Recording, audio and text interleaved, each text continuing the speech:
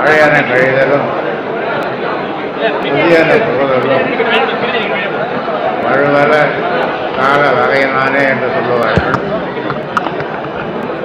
பழசெல்லாம் நீக்கிட்டு வீட்டை பொறிவு பண்ணி புதுசாக அதற்கு வண்ணம் பூசி வெள்ளையடித்து அது போகி நாளை போகி திருவிழாவை கொண்டாடுவார்கள். இந்த பழையவற்றையெல்லாம் சில பேர் எரிப்பார்கள். இப்பொழுது நாம் அதை எரிக்கக்கூடாது, என புகைய மாசுபடும் என்பதனால இது வேண்டாம் என்றோம். போகிட்டு அடுத்தது தைத்திருநாள், தைப்பொங்கல். அது சூரியனுக்கு நன்றி சொல்லுகின்ற ஒரு நாள். அந்த நாளிலே பொங்கலிட்டு படையலிட்டு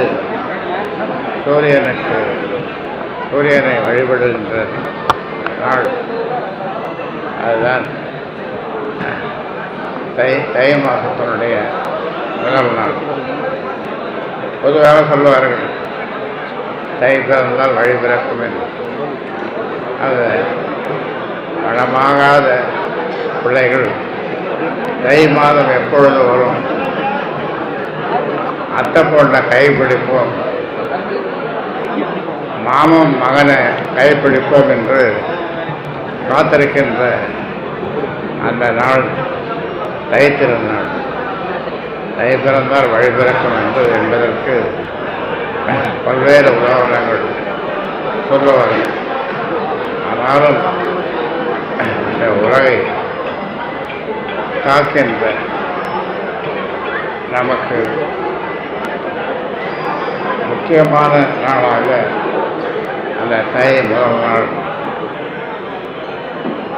அதை நாம் சூரியனுக்கு நன்றி சொல்லுகின்ற நாளாக அதை கொண்டாடுகிறோம். ஆக தமிழர்கள் நன்றி மறக்காதவர்.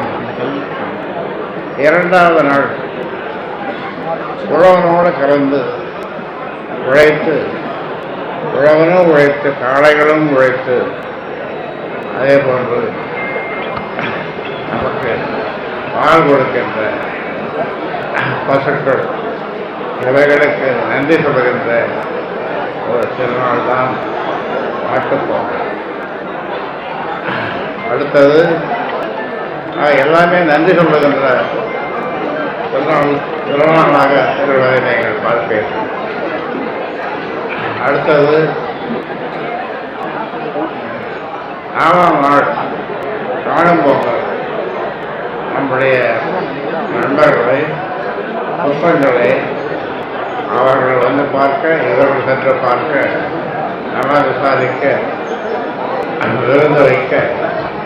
ஆக அதுதான் 4ஆவது நாள். இப்படி நம்முடைய முன்னோர்கள் எல்லாம் நமக்கு உதவிய சூரியனுக்கும் காளைகளுக்கும் பசுக்களுக்கும் நன்றி சொல்லுகின்ற நாளாக, அதே மாதிரி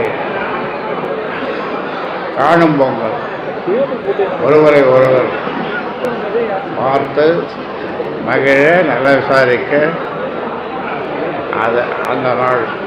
ஆக இப்படி 4 நாட்களை தமிழர்கள் அற்புதமாக கொண்டுள்ளவார்கள். நம் முன்னோர்கள் இந்த அளவில் அதை வடிவமைத்து காலங்காலமாக இந்த விழாக்களை கொண்டாடி வருகிறார்கள்.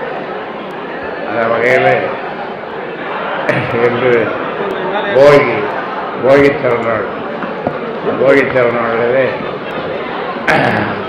சரஸ்வதி கல்வி கோயிலில் பயிலுகின்ற மாணவர்கள் மாணவிகளெல்லாம் அற்புதமான கலை நிகழ்ச்சிகளை நடத்தினார்கள்.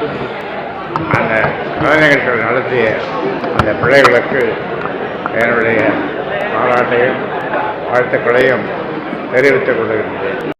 விரைவில் உங்களுக்கு நிச்சயமாக தெரியப்படுத்தவும்.